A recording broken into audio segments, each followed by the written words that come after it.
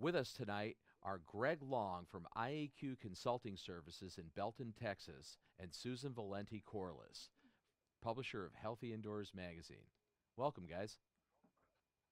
Hey, Bob. Thanks for having us here. So our topic is air duct cleaning. Susan, you prepared some questions. Let's take a shot at it. I sure did. So both of you just got back from the 29th annual National Air Duct Cleaners Association in Palm Springs. So what were the main highlights? Greg? Oh, wow.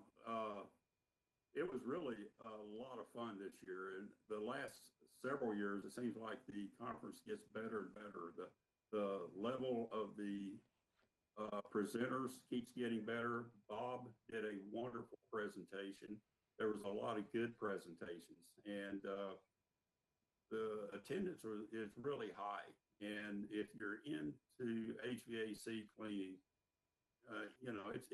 it's a must do because there's a lot of great exhibitors. There's lots of different types of equipment and new vendors this year. Even Dell Computers was there offering discounts. But the overall show itself was, you know, one of the best that I've ever been to, and the level of the top topics. I think everybody walked away from there with with getting something very valuable out of the conference. I was excited. Yeah, I'd have Good. to say, Bob? they always, that organization always seems to put on a pretty good production, and I always look at things from a production standpoint, being a video guy. So, just the fact they just seem to have all their ducks in a row as far as their AV and just timing and catering, and it's a well done show for a small organization. They get really good participation, and they seem to have some very solid content. And for me, anytime I go to a live event, the big thing is the networking, meeting up with people, and the off hours discussions that you have with individuals seems to, for me, is the big value. So I think it's great. I agree with that, Bob. In fact, I'm still kind of hoarse. It just seems like from 8 o'clock in the morning until 10 o'clock at night, all you're doing is talking and talking. Even though if you're not presenting, you see so many people and people from all over the country and all over the world, and everybody wants to talk and exchange ideas and talk about business. And it's just it's ongoing, and the networking's fabulous. Yeah, and of course, then there's the drinking as well. Which Oh yeah, there's a which little I bit of don't that. participate in, but I've been told that a lot of people stay out really late and share adult beverages. That's the reason I take my wife. She makes sure I don't stay up too late. Perfect. Oh, you both are such kidders. So what's the one thing you would say that you learned at this conference? Oh wow! I think probably the most interesting thing that was totally new that I learned at this conference was the presentation by the professor from University of Colorado that's studying airborne bacteria and fungal particulate and how it lingers and hangs in the air and where the concentrations are, particularly in hospitals and so forth. It's a very interesting study that they're doing, and I hope he comes back next year and updates us on where they're at with their presentation. But when you sit there and watch the presentation that he put up, it just makes your jaw drop, and particularly in the hospital environments. Yeah, I would say specifically. I mean, I love the trade show. The expo thing is really a big draw for me, going in and just speaking with various vendors and seeing the new offerings every year. So, anytime I go to any of these conferences, that's like one of the big appeals for me.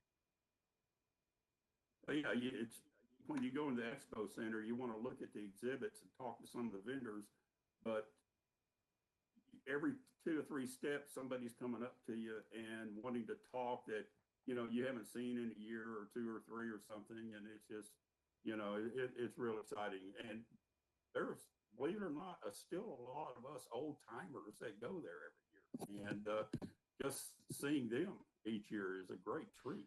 That's one of the problems I have with this whole thing is like that you and I are now old timers. I'm still I have not reconciled that yet. I have not reconciled that, Greg. Well, Bob, you don't look like an old timer. You look like you do the very first day I saw you 29 years ago. So some of us have grown old much more rapidly than you Yeah, have. I mean, maybe that's true. I mean, I certainly the joints and all my body doesn't feel that young, and it's just it. I'm gonna tell a story on you. Uh-oh.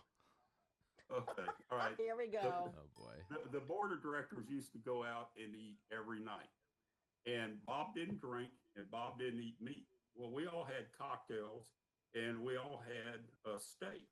Well, Bob gets a salad, maybe a couple of vegetables. Then we decide to split the ticket up evenly, and Bob's always down there shaking his head. Man, I got the short end of that stick. You Yeah, it was know? like a Ruth Chris dinner. I think like Yeah, for a yeah. Caesar salad and I think a beer, it cost me like $100. It was a great night. Yeah, and you remember Harris Rothenberg wanted us all to give him cash. He paid for it on his credit card so he could get his points, Yeah, yeah.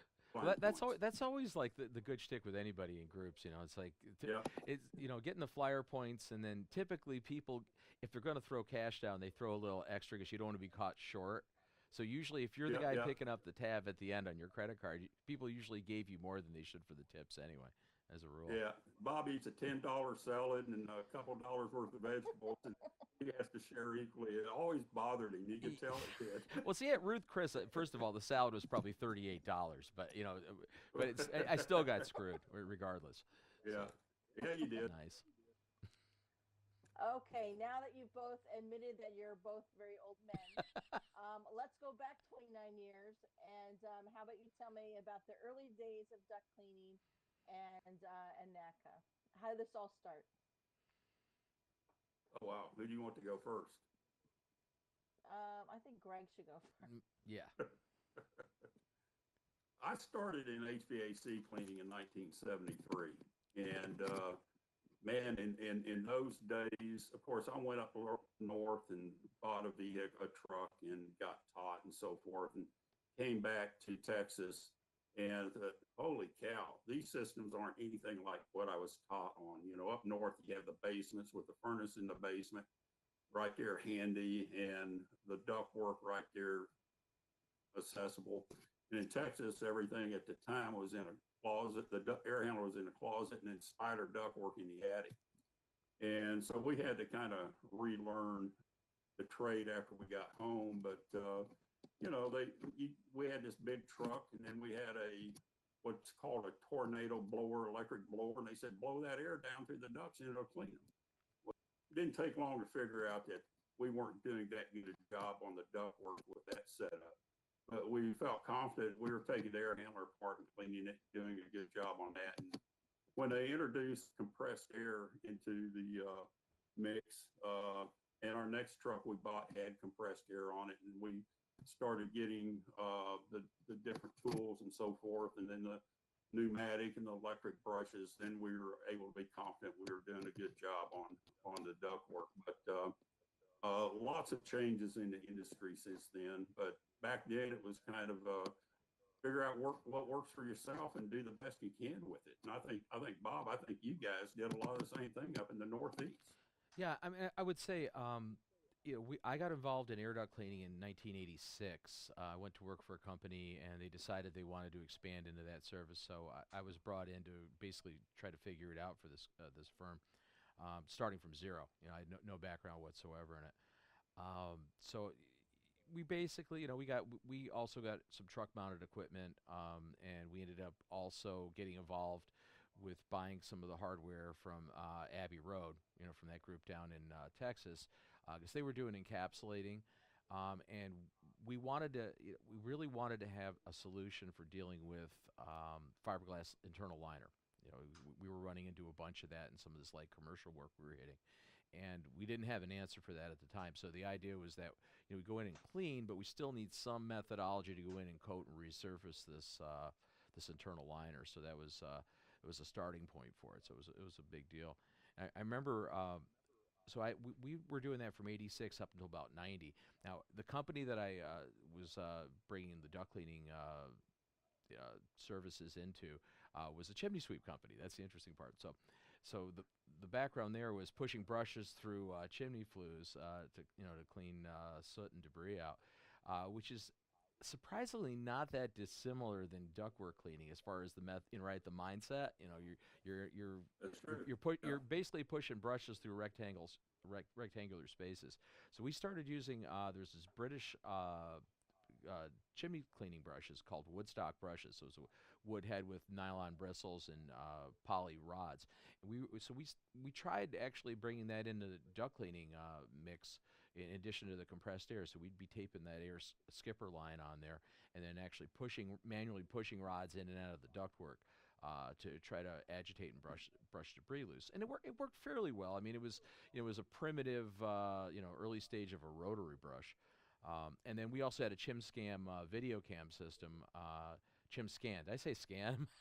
You did. ChimScan. Oops. Oh, I'm getting old. ChimScan unit. So we were, again, it was a fairly large camera system, a little bit rugged at the time, and we were using that in ductwork even as early as '86 to try to see what the heck we were doing. And the scary part is when we first put the camera in, we started figuring out we weren't doing a very good job. That's why we started adding the other stuff. I know. And I had a ChimScan also, and when you can get eyes on the subject, that's one thing I always taught my guys. When you're cleaning, have plenty of light in the duct system. I mean, guys are up there with these little headlights and so forth, and I come up with my light and I see stuff that they miss, and I make sure they had good lights, because if you can't see it, you can't clean it. And the ChimScan was an advance in looking inside of duct systems at the time, but things have gotten much better. yeah, clearly. I mean, as far as the video stuff, we've been involved really as makeshift engineers out in the field. My cohort Dave Daigle here is the engineer on the show. We built all kinds of crazy stuff with prototypes for video cameras and lights and robotics, and we've had our hands into robots and video really since the first NACA conference. In fact, flying back from Phoenix in 1990 at the first conference, I literally sat in coach on U.S. Air in a center seat, because I remember this. I really don't like being between people on a 5-hour flight, and I had cocktail napkins and a pen, and I was drawing out the original ideas for how to build a robot to use in ductwork. And actually, Tom Urban from Esteban, who built the scans. Man, I'm killing myself on that. He builds great equipment. But anyway, at the time, he was able to build us our first series of robots. And one of the robots he built years ago, I think as early as, oh my goodness, like 96. I think we have a robot from 1996 that's still in service that he built. It's a beast. I mean, the thing That's still amazing. works. So That's amazing. Yeah. I'm surprised somebody hasn't lost it down a duct. it's fallen a few times. It's had its bumps and bruises. But I mean, we have 3 robots in the mix, and all of them, to varying degrees, have been bashed and smashed. I mean, it's the nature of the Right, beast. right. So, I always tried to be on the cutting edge of any new technology, any new processes and so forth. Tried to always keep myself and my company a step ahead of everybody, just to make sure that we were staying current and staying on top of everything that was available, and offer services that other companies didn't offer, solve problems that other companies were afraid to solve. And probably that advice of don't be afraid to go out there and tackle it is the best thing that I learned in my career. Now, I'd say, Greg, one of the things, and I think you and I are similar in this regard. You weren't just doing air duct cleaning, though. You've through the course of your career, you've been involved in indoor air quality consulting, indoor other forms That's of right. indoor environmental work, as have I. That's exactly. And I think, and again, I'm not sure that's necessarily the norm in the industry. Maybe it's more the norm now. But I think back in the earlier days, there were a lot of people in the air duct cleaning industry who were strictly just duct cleaners, and they really wanted to, that narrow focus. Um, and at least for myself, I always had that perspective that we had to look at, the holistic approach and look at the overall building issues. And as it's proven out over the years, that HVAC hygiene work, the air duct cleaning work, it's an important piece of the puzzle, but it's still just a piece of the puzzle. And I think if you go in with just blinders on and your whole mindset is just, you're just a duct cleaner, it's like to a carpenter, the entire world is a nail, and a hammer. Yeah. So I think it's important to be able to do that. As far as as far as my best advice, I think over the years I've learned a lot from a lot of people that have in business and in the environmental industry. But one of the better things back in '91, there was a gentleman named Fay Gibson, who was a board member on NADCA. He was with a company from Wisconsin, I believe, Mechaniclean, and he used to specifically did healthcare environments. So he was doing healthcare air duct cleaning back, way before all of us. I mean, like a long time ago. That was his specialty. And I remember going up to him during a break at a board meeting, and going, "Hey, Hoot, how do you learn how to do this? I've got this opportunity to look at some healthcare work, and how am I going to learn?" And he says, "Well, you're going to have to go out there and buy your education."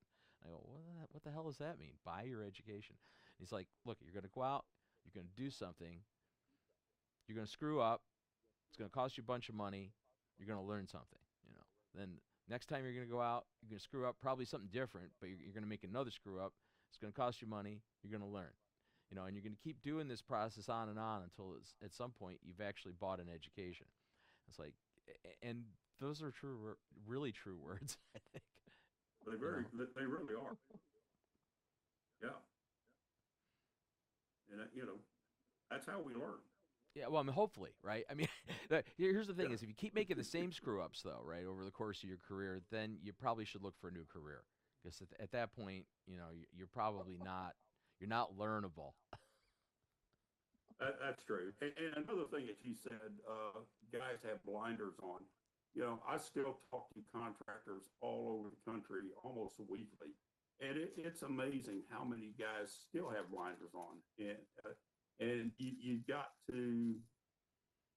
you've got to do what you can to help them remove the blinders or instill enough confidence in them to where they take the blinders off, because there's so much more to offer in our industry than just cleaning ducts. And it's all related to the HVAC system. There's a lot more to offer there. And that's one of the ways I built my service company, is things that other companies didn't want to do because they thought it was outside of their skill set. If you think about it too, like and I made this point when I was doing the presentation last week.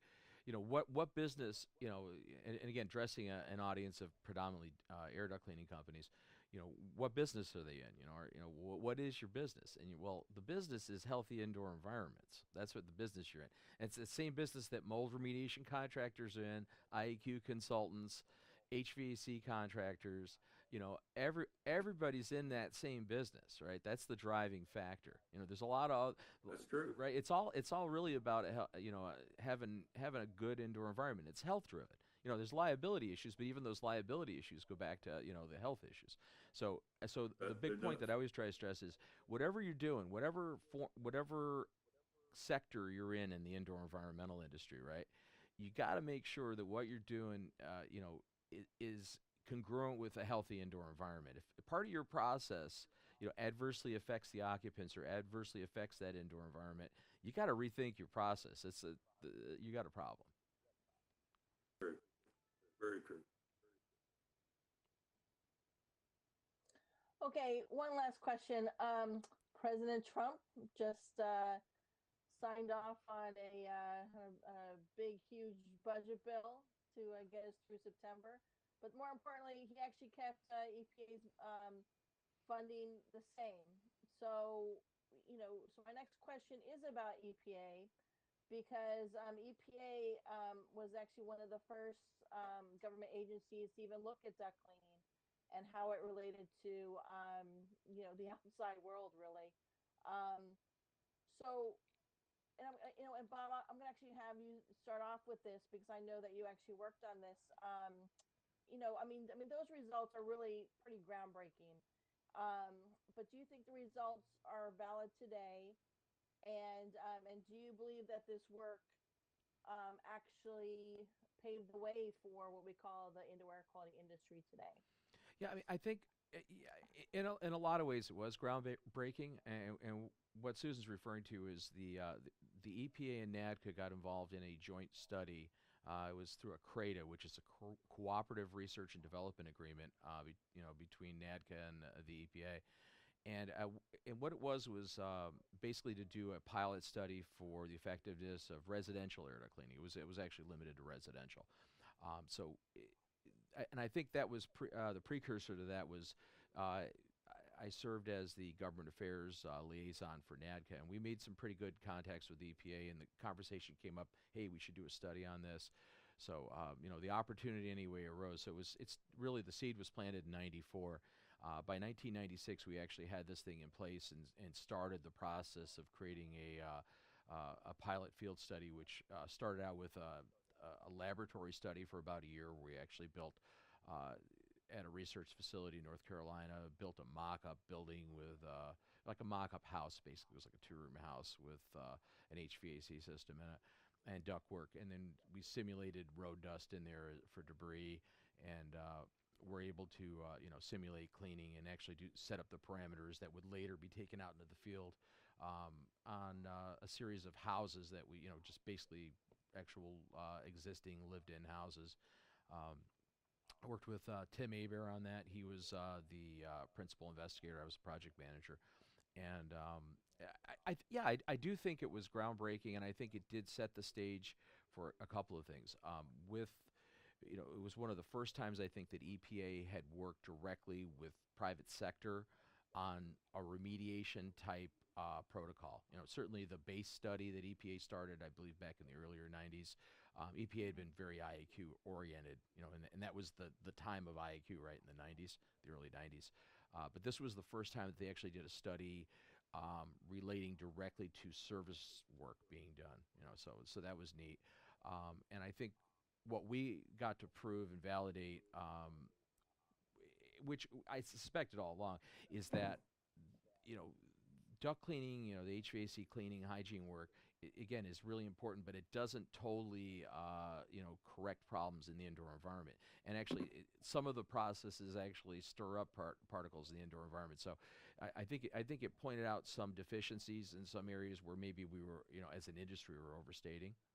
So what was good about that study is that at least it was a starting point to have a greater understanding of really what the scientific process behind these type of services are. So I do think it was a precursor perhaps for a lot of the modern day indoor air quality industry, I believe. Okay, Greg. Yeah, I was on the board during the time, and I was aware of the project, but geographically I wasn't able to take place in it. But uh, I think the overall project went a long way in helping our industry uh, be accepted, really. And I think if we did it today, we the project would be expanded, and some of the controls would be different.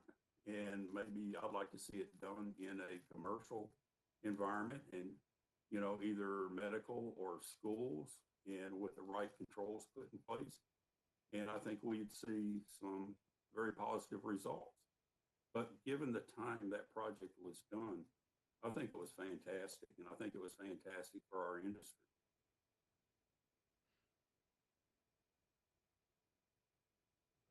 The questions I have for you guys. Really? Really?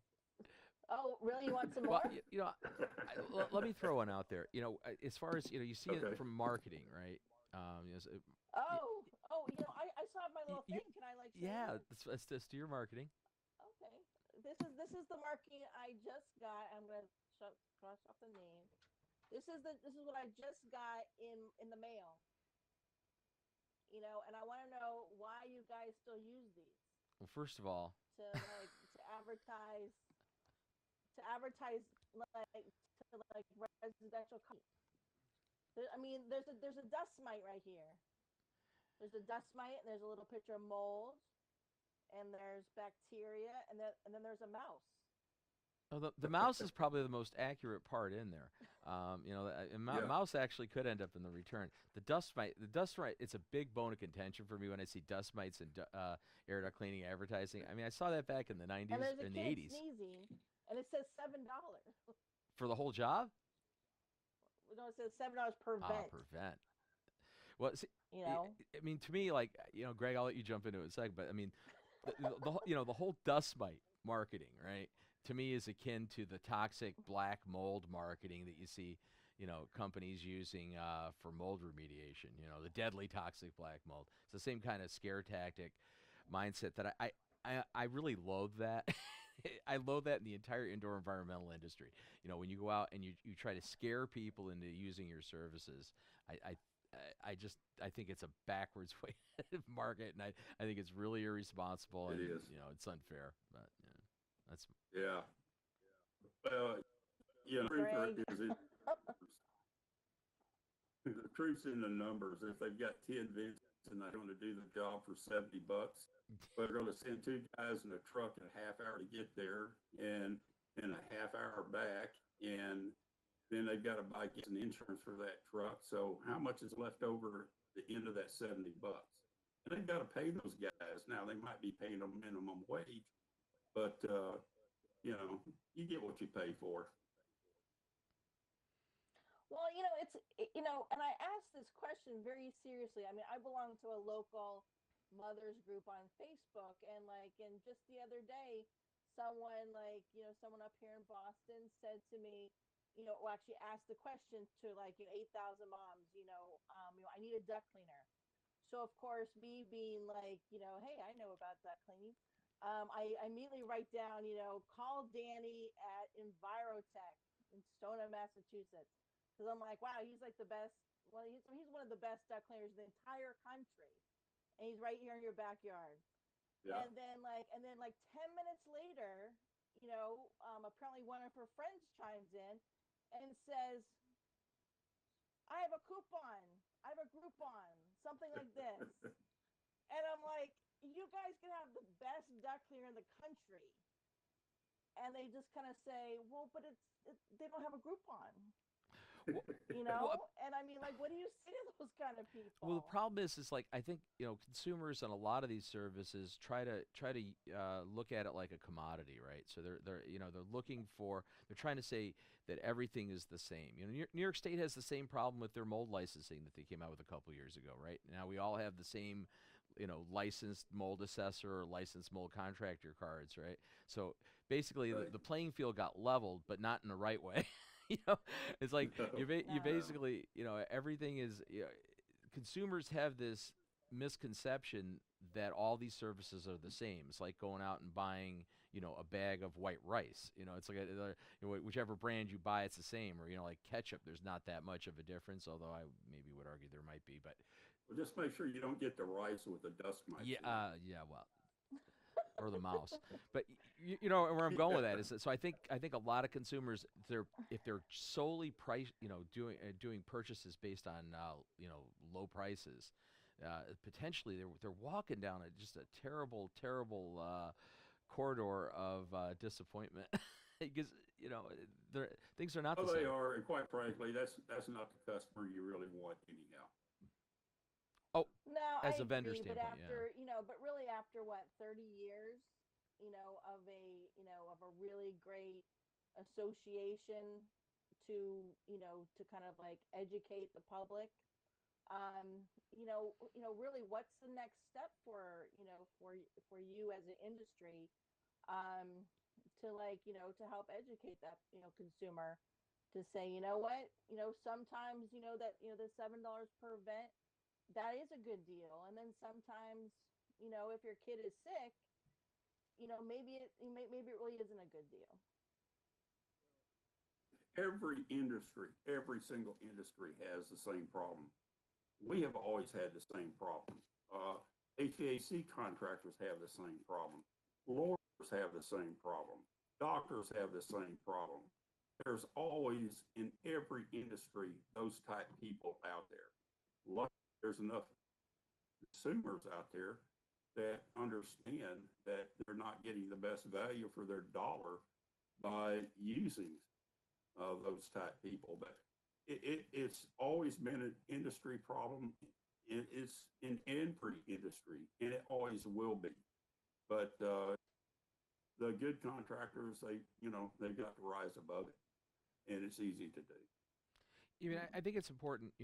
One of the big things is, you know, it, it's a challenge, I think, especially for residential consumers, but even for commercial consumers, to be to be an informed consumer, to be able to have good information, right? You can go on the internet and you can find a whole bunch of information, but is it quality information?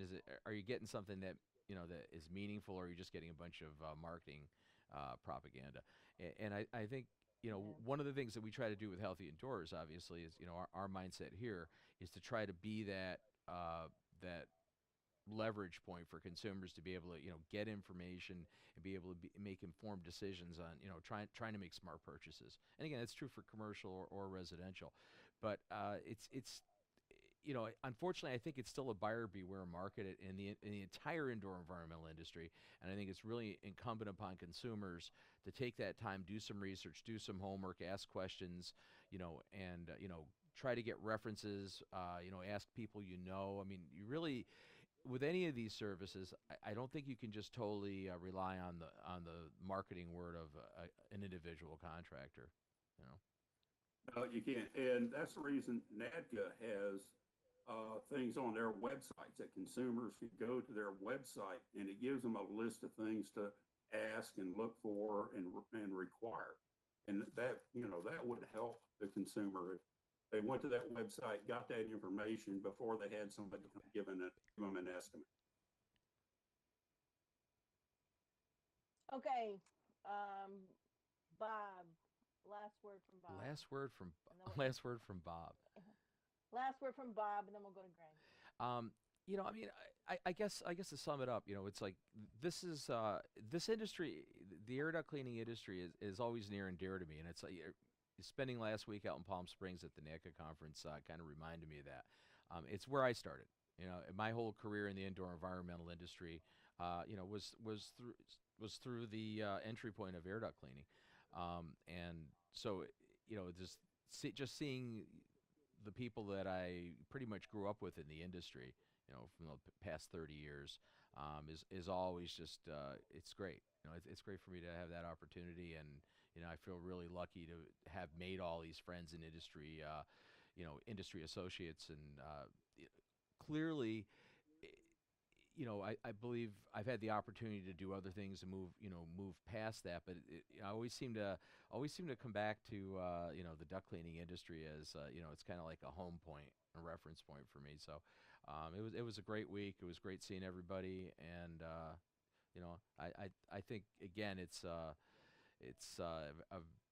very valuable and important part of the indoor environmental industry that everybody needs to keep their eyes on. Okay, Greg. Yeah, I agree with everything that Bob just said. And, the HVAC cleaning industry has been good to a lot of us. We put a lot of time into it, and the industry has grown. And to be able to come back 30 years later, or 29 years later, next year will be 30, and I expect to see you there. But to come back 29 years later and see how it's grown and how it's advanced and the things that are being done to make the industry better is really exciting to me. And it makes me feel like, okay, we worked hard back in the early days, but it paid off. Look where it's gone. Yay. Yeah, hey, we're still going. We're still going. Yep. So that's about all our time for this week's show. I want to thank our guests this week, Greg Long from IAQ Consulting Services in Belton, Texas, and of course, as always, my cohort from Healthy Indoors Magazine, Susan Valenti Corliss, the publisher. I'm Bob Krell, your host for the Healthy Indoors Show, and we'll catch you next time. Thank you, Bob. Take care, everybody.